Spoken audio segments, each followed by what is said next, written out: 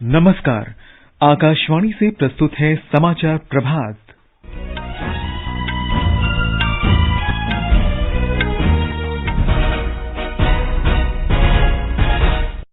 भारत की G20 की अध्यक्षता में विज्ञान समूह की बैठक आज लक्षद्वीप में शुरू होगी।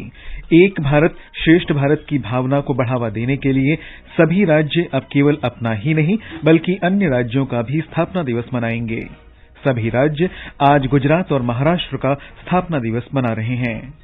भारतीय जनता पार्टी कर्नाटक विधानसभा चुनाव के लिए आज घोषणा पत्र जारी करेगी। कांग्रेस, जनता दल सेक्युलर, आम आदमी पार्टी और अन्य ने चुनाव प्रचार तेज किया। रक्षा मंत्री राजनाथ सिंह 3 दिन की यात्रा पर आज मालदीव पहुंचेंगे। मौसम विभाग ने अगले कुछ दिनों में देश के कई हिस्सों में बारिश तथा ओलावृष्टि का अलर्ट जारी किया। और आईपीएल क्रिकेट में आज शाम लखनऊ सुपर जायंट्स का मुकाबला रॉयल चैलेंजर्स बैंगलोर से होगा।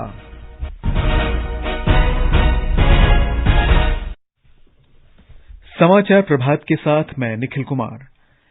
भारत की G20 अध्यक्षता में वैश्विक स्वास्थ्य विषय पर विज्ञान विशेषज्ञों की बैठक आज लक्षद्वीप के बंगाराम द्वीप में शुरू होगी।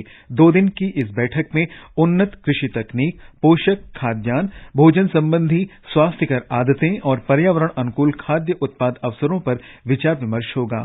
बैठक में स्वास्थ्य के सभी पक्षों को समान रूप से महत्वपूर्ण मानते हुए शारीरिक, मानसिक और भावनात्मक आरोग्य के अंतर संबंधों पर भी विचार विमर्श होगा। सरकार ने निर्णय लिया है कि सभी राज्य अब केवल अपना नहीं बल्कि अन्य राज्यों का भी स्थापना दिवस मनाएंगे। एक भारत श्रेष्ठ भारत की भावना को बढ़ावा देने के लिए ये परंपरा शुरू हो रही है। सभी राज्यों का स्थापना दिवस अब देश भर के सभी राजभवनों में मनाया जाएगा। सभी राज्य आज गुजरात और महाराष्ट्र का स्थापना दिवस मना रहे हैं। 20 राज्यों और सभी 8 केंद्र शासित प्रदेशों ने अपने अपने राजभवनों में आज गुजरात और महाराष्ट्र का स्थापना दिवस मनाए जाने की पुष्टि की है। एक रिपोर्ट।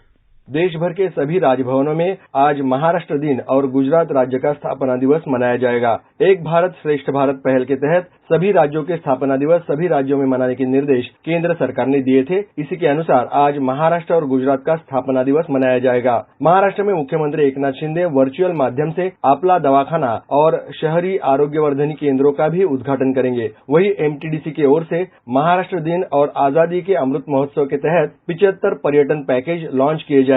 शैलेश पाटिल, आकाशवाणी समाचार, मुंबई। गुजरात आज अपना 63वां स्थापना दिवस मना रहा है। राज्यपाल आचार्य देवव्रत और मुख्यमंत्री भूपेंद्र पटेल की उपस्थिति में स्थापना दिवस समारोह का आधिकारिक समारोह जामनगर में आयोजित किया जाएगा।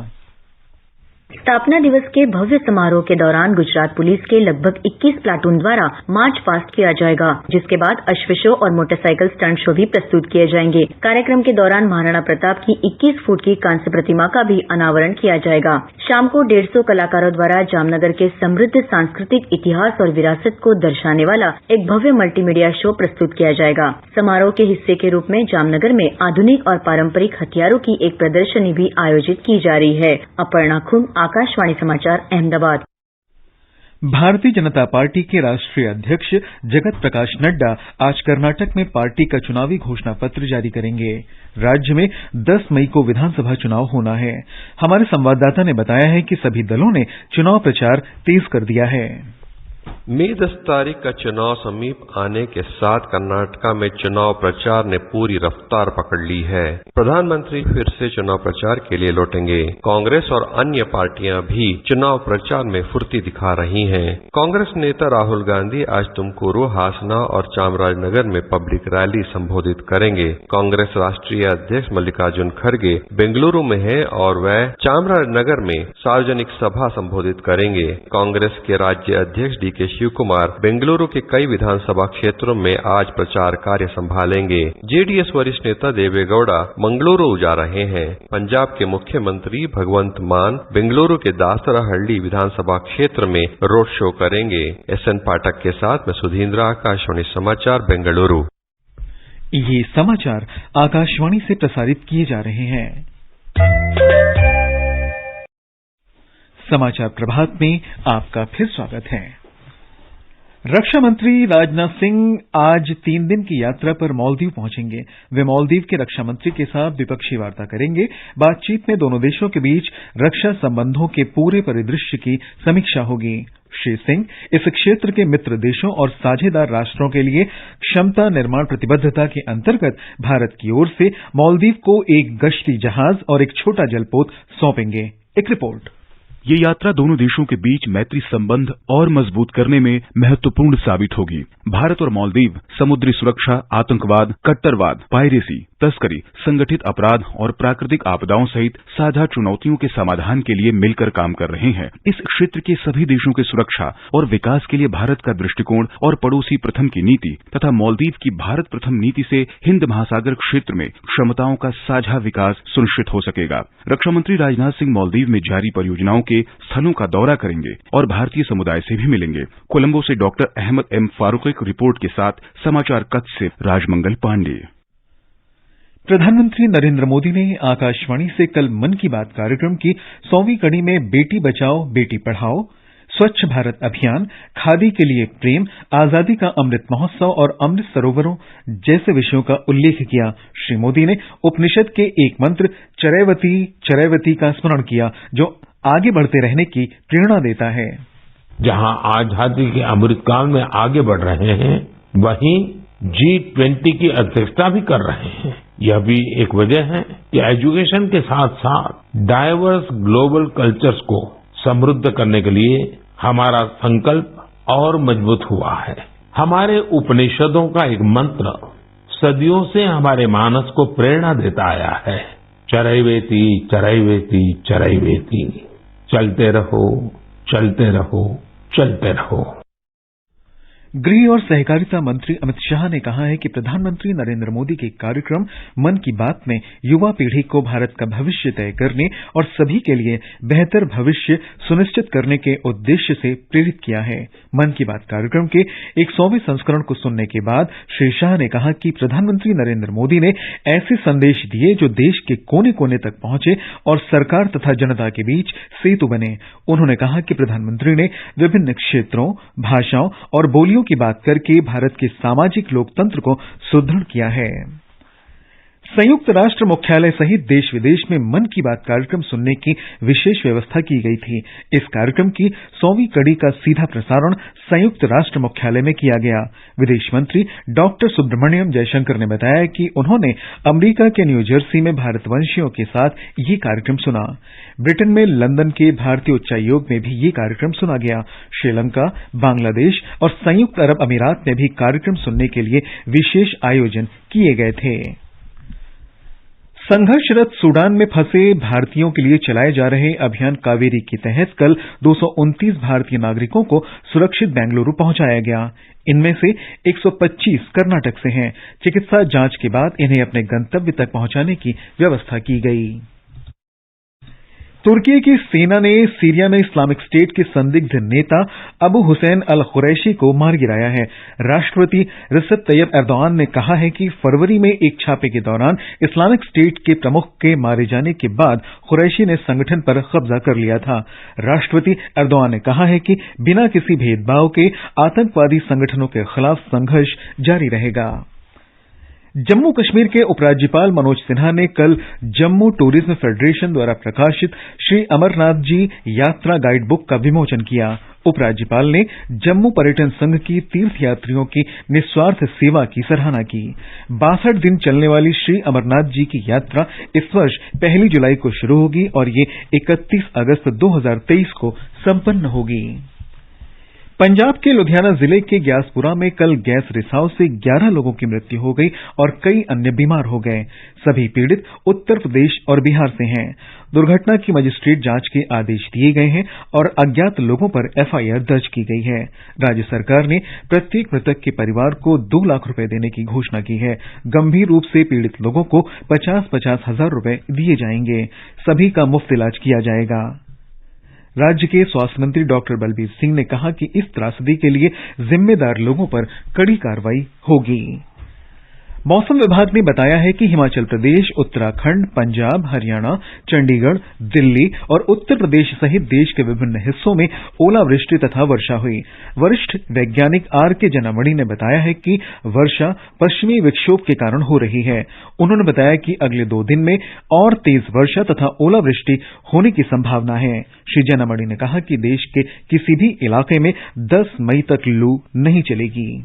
वेस्टर्न डिस्टर्बेंस है और उसकी जो इंड्यूस्ड सर्कुलेशन है वो काफी एक्टिव है। इसी कारण से जो पहाड़ी इलाका है, उत्तराखंड, हिमाचल, प्लेन इलाका है, पंजाब, हरियाणा, चंडीगढ़, दिल्ली, मेन एक्टिविटी आज उत्तर प्रदेश और उत्तराखंड में है और धीरे धीरे ये बढ़ेगा क्योंकि काफी सिस्टम सपोर्ट कर रहा है रेनफॉल के लिए और ये जो एक्टिविटी है धीरे धीरे 3 और 4 मई को कम होगा। आईपीएल क्रिकेट में आज लखनऊ सुपर जायंट्स का मुकाबला रॉयल चैलेंजर्स बैंगलोर से होगा। ये मैच लखनऊ के अटल बिहारी वाजपेयी इकाना क्रिकेट स्टेडियम में शाम 7:30 बजे से खेला जाएगा। प्रतियोगिता में कल रात मुंबई इंडियंस ने राजस्थान रॉयल्स को 6 विकेट से हराया। मुंबई ने 213 रन का लक्ष्य 4 विकेट पर 19 ओवर और 3 गेंद में हासिल कर लिया।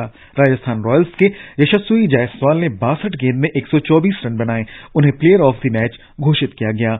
कल के दूसरे मैच में पंजाब किंग्स ने चेन्नई सुपर किंग्स को 4 विकेट से हराया। 201 रन के लक्ष्य के जवाब में पंजाब किंग्स ने आखिरी गेंद में जीत हासिल की।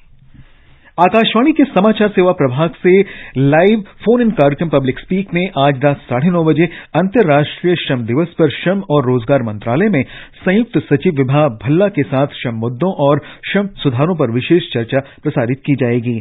कार्यक्रम के दौरान टेलीफोन नंबर 011-2371-7106 और 011-2331-4444 पर फोन करके आमंत्रित विशेषज्ञ से काम और जीवन में संतुलन, वेतन में स्त्री पुरुष समानता, श्रम मुद्दों और श्रम सुधारों से संबंधित प्रश्न पूछे जा सकते हैं।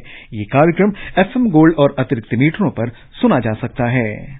ये हमारी वेबसाइट newsonair.gov.in और हमारे YouTube channel news on AIR official पर भी उपलब्ध रहेगा। ये समाचार हमारी वेबसाइट newsonair.gov.in पर भी उपलब्ध हैं। और समाचार पत्रों की सुर्खियों के साथ हैं रवि कपूर। धन्यवाद निखिल। प्रधानमंत्री के मन की बात की 100वीं कड़ी का समाचार आज सभी अखबारों ने प्रकाशित किया है। अमर उजाला की सुर्खी है, जिस विषय पर भी हुई चर्चा लोगों ने उसे जन आंदोलन बना दिया। पंजाब केसरी ने प्रधानमंत्री के इन शब्दों को दिया है, खुशी है कि मैं देश के लोगों से जुड़ा हुआ हूं। वीर अर्जुन की खबर है, उत्तर प्रदेश के 300 से ज्यादा मदरसों में प्रधानमंत्री के मन की बात सुनी गई। लुधियाना में हुए गैस रिसाव हादसे का समाचार लगभग सभी अखबारों में है। दैनिक ट्रिब्यून की सुर्खी है, जहरीली गैस ने छीनी 11 जिंदगियां। घनी आबादी और कारखानों वाले इलाकों में हुआ हादसा। हिंदुस्तान के अनुसार हवा में हाइड्रोजन सल्फाइड के उच्च स्तर का पता चला। एनडीआरएफ की टीम बचाव और जांच के लिए पहुंची।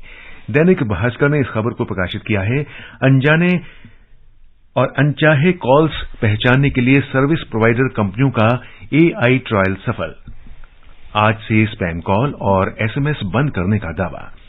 दैनिक ट्रिब्यून ने नीति आयोग के सदस्य अरविंद विरमानी के हवाले से लिखा है, चालू वित्त वर्ष में 6.5% की दर से बढ़ेगी अर्थव्यवस्था। अमरीकी और यूरोपीय बैंकिंग संकट का भारत पर कोई प्रभाव नहीं। एशियाई बैडमिंटन में 58 साल बाद भारत को सोना, जनसत्ता के मुख्य पृष्ठ पर है। पत्र ने सात्विक साईराज और चिराग शेट्टी का चित्र देते हुए लिखा है, चैंपियनशिप में पुरुष डबल्स का स्वर्ण पदक दिलाया। पंजाब केसरी ने प्रधानमंत्री नरेंद्र मोदी की बधाई को प्रथम पृष्ठ पर स्थान दिया है। छत्तीसगढ़ में बाघ संरक्षण के प्रयासों पर देशबंधु के शब्द हैं, बाघों की जनसंख्या बढ़ाने के प्रयास जारी, बाघिन को लगाया गया वीडियो कॉलर। और अंत में मुख्य समाचार एक बार फिर। भारत की G20 की अध्यक्षता में विज्ञान 20 समूह की बैठक आज लक्षद्वीप में शुरू होगी। सभी राज्य एक भारत श्रेष्ठ भारत की भावना को बढ़ावा देने के लिए अब केवल अपना ही नहीं बल्कि अन्य राज्यों का स्थापना दिवस मनाएंगे। सभी राज्य आज गुजरात और महाराष्ट्र का स्थापना दिवस मना रहे हैं। भारतीय जनता पार्टी कर्नाटक विधानसभा चुनाव के लिए आज घोषणा पत्र जारी करेगी। कांग्रेस, जनता दल सेक्युलर, आम आदमी पार्टी और अन्य ने चुनाव प्रचार तेज किया। रक्षा मंत्री राजनाथ सिंह 3 दिन की यात्रा पर आज मालदीव पहुंचेंगे। और मौसम विभाग ने अगले कुछ दिनों में देश के कई हिस्सों में बारिश तथा ओलावृष्टि का अलर्ट जारी किया। इसके साथ ही समाचार प्रभात का ये अंक समाप्त हुआ। नमस्कार।